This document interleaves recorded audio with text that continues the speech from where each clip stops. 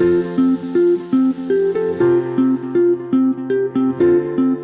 everyone, welcome back to another video for Agentforce for everyone.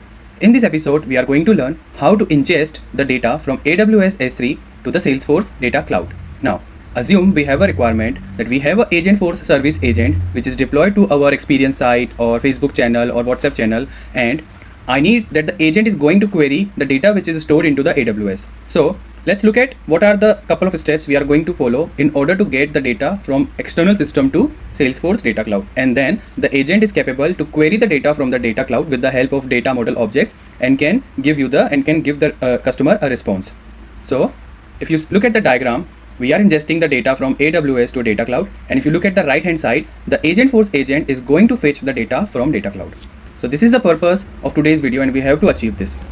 So step number 1, we are going to sign up to a AWS S3 account, which is basically a free account. I'm going to show how we can sign up and then how we can log in, and then we are going to create a bucket, a folder, and we are going to upload the file which we are storing into the Salesforce Data Cloud. Then we are going to make a connection with Salesforce. So basically we need to provide some access key, secret access key, and then the name of the bucket, and then the connection is going to establish with Salesforce. Then we are going to ingest the data finally, where we are going to create the data stream objects, data lake objects, data model objects, and I will explain each and every object in detail. And then finally, we are going to create a Agentforce service agent, which is going to query those data which we have stored or which we have ingested into the data cloud. So before I start, let me show you the file which I am going to store into our AWS. So this is going to be the file which I am going to upload in a while in our AWS account. So this has some order details, which has order date, order number, billing and shipping address, customer name, estimated delivery date, region, and then the status of the order. So let's get started, and starting with our very first step, which is sign up to the AWS S3. So if I click on this link, I will be navigating to the page. You can search for the Amazon AWS free sign up, or I can provide this link into the description and then you can follow. So you have to provide your email address and then some name of the account. Then you have to verify. I have already have my credentials, so instead I just simply logged in. So you can say I am logged in as Ankit Gangwani.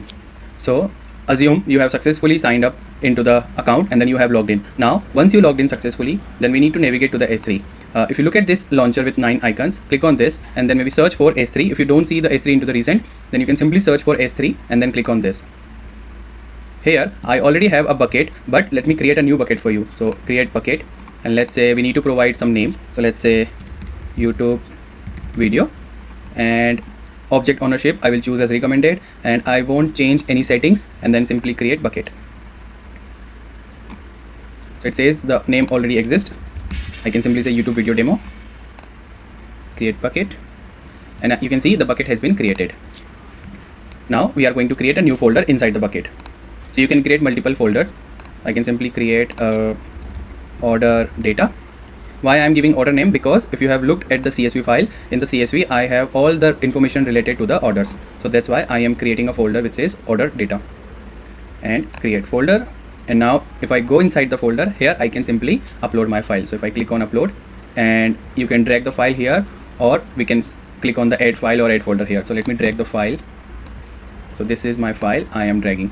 So I can see my file is available, and then I can simply click on upload. That's it, and close. So now I have my CSV file available into the AWS S3 buckets. So that means we have completed our setup for AWS. Now let's move to the next step, and making the connection with Salesforce. So in order to make a connection with Salesforce, I am already logged in with my developer org. So this developer org is enabled with Agentforce and Data Cloud, and I have already set up the Data Cloud in my org. If you would like to know how to set up Data Cloud, and if you are looking at this video for the very first time, you can go to the link and have a look how to set up the Data Cloud properly. In this video, I have explained each and everything in detail, what exactly the permission you need and how much time it takes to set up the Data Cloud, because this is a time consuming job.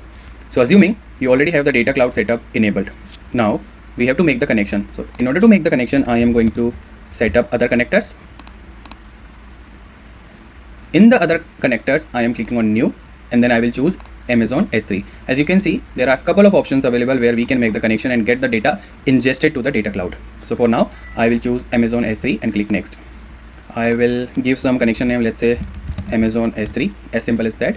And then I need to provide the access key and then the secret access key. So how do we get those keys? So go back to the Amazon account, click on your account on the top right, and then click on the security credentials. Here you can simply have this access key, and if I choose this, and I think I need to check the access key and secret access key both. So let me delete this first, deactivate, and copy this, delete, and now I can create, because I think we can only create maximum 2 access keys, so I can create a new access key. I understand, and this is going to be the access key and then the secret access key. So I can simply copy here and paste the access key, and then I can simply copy the secret access key and paste here. Now in the bucket name we have to provide the bucket which we have created. So if I go back to my launcher and look for S3, so this is going to be my bucket name, YouTube video demo. So I can simply copy the name and paste it here, and then I don't have any parent directory, so I will keep the parent directory as blank. Now I will test the connection. So that means my connection with AWS S3 was established, and then click on save. That's it. So that means we have done our second step, which is making the connection with Salesforce. We created the connector, we have provided the access key, secret access key, we provided the bucket name, and then we test the connection and it was successfully established. Now let's move to the third step, which is ingesting the data actually from AWS to Salesforce Data Cloud. So to ingest the data, let me close or minimize this file. I will simply go to Data Cloud, and then I will go data stream. Here we need to create a new record into data stream. So then the ingestion process will gonna start. Click on new, and here I'm going to select Amazon S3 because we have made the connection, that's why we are able to see this option here. And then click on next. Connection which we have just made, file type CSV. Now we need to provide the directory name and then the file name. So if you go back to our S3 bucket, if we go inside our bucket, this is the folder which we need to provide. So this is going to be the name of the directory, and then here we need to provide the exact file name with the extension. So if I go inside this directory, this is going to be my file name, and I can simply provide source details. I won't change, just keep it as it is, and then click next. So now you can see data stream has automatically fetched all the headers which is available into the CSV file. So you can see in the CSV file we have seen order date, number, addresses, customer, delivery dates, region, order status, and you can see each and every field is available here with their data type and everything. I won't change that because we have to create the new data lake object, which is also a part, and I don't need any formula field. If you need any formula field, you can definitely have it. This is basically, let's say if you have a status, right, and based on the status you want to provide a new field, so you can definitely create a new order field, or based on the region you want to create a new field, or you want to create a flag, so then you can create a new formula field here. For now I won't create. And then this is the most important part, we have to select a category. So we have profile, engagement, and other. So now profile, let's look at what profile says. The profile says the profile category represents an individual account or other profile. This data is used for segmentation and analytics. So this is the order data. This is not related to any profile or any individual, right? This is not a profile data. So I won't choose profile. Now let's say engagement. The engagement category contains behavioral information. Each record captures a distinct action such as a click or purchase taken at a specific time. I won't choose engagement as well, and then I will choose other. Other says the other category contains information unrelated to profile or engagement such as product or store information. So I think I will choose other. And then we have to choose a primary key. So in my case I will choose the primary key as my order numbers because those are the unique ones, and then I can simply click on the next button. Cool. Data space should be default, data stream name should be this. We can also change it, but I won't change. Directory is this, file name is this, file type should be CSV. Now schedule. Do you want to schedule this frequency to refresh, like in how many frequency you want to refresh, either in 5 minutes, 15 minutes, 30 minutes, hourly, daily, monthly, weekly? But I will keep none because I don't want to refresh this because I have just uploaded the file for the first time, and then I want the data to be same for all the time. But if in your case, if you have a requirement that your data is getting changed into the AWS, then you can change the frequency accordingly, and then I can simply click deploy. If I go back to the presentation, we have created the new data stream. Now the remaining data lake object and data model object are pending. So let's see. Let's wait for this to create, and in very short period of time the status is going to be changed. We can even update the status. Now it says pending, and then it is again going to change to in progress, and then finally it will take some couple of minutes, like 4 to 5 minutes, and then it is going to change to success and shows us the number of records ingested to this. So let's wait for some time and keep refreshing, or maybe I can resume the video once the data stream has been successfully ingested.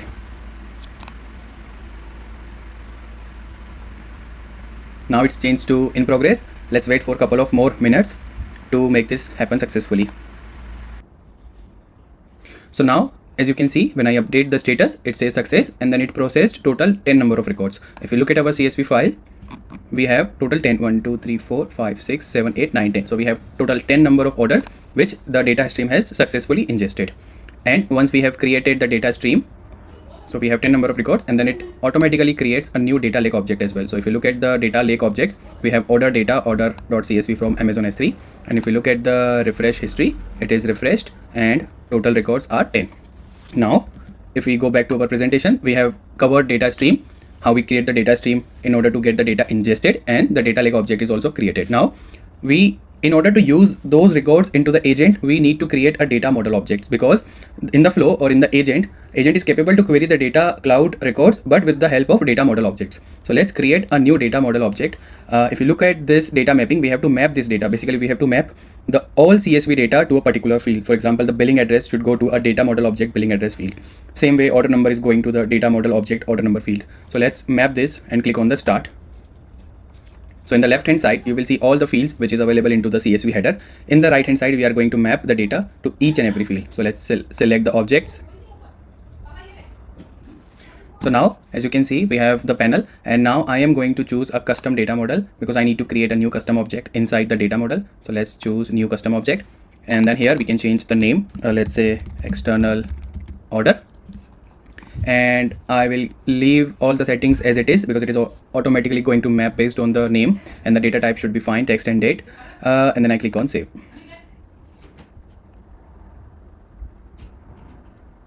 And now if you see the magic, the data cloud has automatically configured each and every field with the respective fields in the data model object. So that's all done. I can just double check if none of the field is missing. So every field is mapped correctly. Now I can click save and close. Cool. So our data model object is ready. That means we are now ready to fetch the data into our Salesforce. So let me show you how. So if I simply go to the data import or data export, and I can simply query select ID from external order. So as you can see in the suggestions, I can see my data model object available. So external order, and if I simply click run export, I can see 10 records are there. Then I can fetch all the fields, let's say billing address, order number, etc, etc. So I can see all the data is now available. I can also see the data here. So if we go to the data explorer, and if we go to data model object and search for our order file, which is external order, so it has 12 columns, and if we go to the edit columns, we can definitely change the columns. Let's say I want shipping address as well. Okay, I need to remove some data source. I will remove internal organization, key qualifier, or I can say region and shipping address.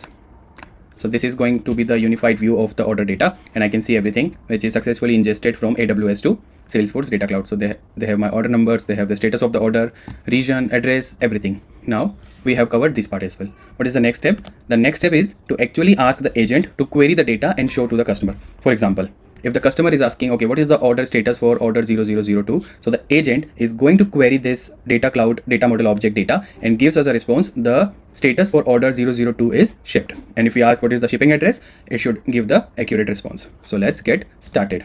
So for that, I am going to create a new agent. For that, I'm going to the Agentforce agents, and I can simply create a new agent. Let's say create from a template. It should be Agentforce service agent. Next, I will name this agent like I don't need any general FAQ, so I'm gonna name this agent to data cloud agent, just to be very precise. And I will leave as it is. This agent is going to fetch the data from data cloud, and then I click next. I don't have any libraries, and then I can click create. Cool. So my agent is ready. Now I need to add a topic. So let's say new topic, fetch order status, new. Next. Cool. I will remove all the instructions, and then I will define my own instructions. So let's say if user has not provided the order number, then please provide the order number. That's instruction number 1. If user has provided the order number, then call this action, and we are going to give the name of the action very shortly once we are going to make it. So if user has provided the order number, then call this action and show the status of the order to the user. Simple.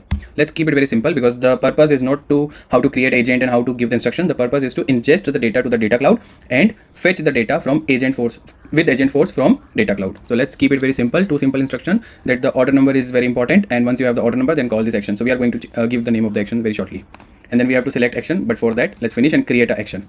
So now how we can get the data? So we need to write a flow, a very simple flow, which is going to query the order based on the order number given by the user, and we are getting the status of the order and providing back to this agent. So for that, I am simply going to my flows and new flow. As you already know, this is going to be a auto launched flow. Where is auto launched? Auto launched flow, no trigger, and I am going to create a new resource because I need to receive the order number. So order number, text and input. It needs to be marked as available for input, and then I'm going to query the record get order data, and here I am going to select the data source as data cloud, not my Salesforce object, because I need to fetch the data from the data cloud object. And then space, I will choose default, and then I can see my data model object which we have created previously. Cool. And then I am going to filter with order number, and then here I'm going to provide the order number which I'm going to receive from the user, which is order number variable. So once, and then I will only find the first record. So once I have it, and then I will assign so that it can transfer back to the agent. So assignment, assign order status, and I will create a new resource.